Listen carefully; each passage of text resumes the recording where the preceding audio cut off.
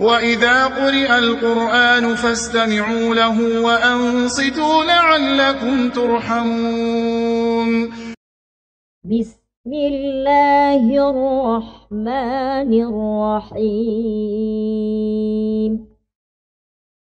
والشمس وضحاها والقمر إذا تلاها والنهار إذا جلاها والليل إذا يغشاها والسماء وما بناها والأرض وما طحاها ونفس وما سواها فألهمها فجورها وتقواها قد أفلح من زكاها وقد خاب من دساها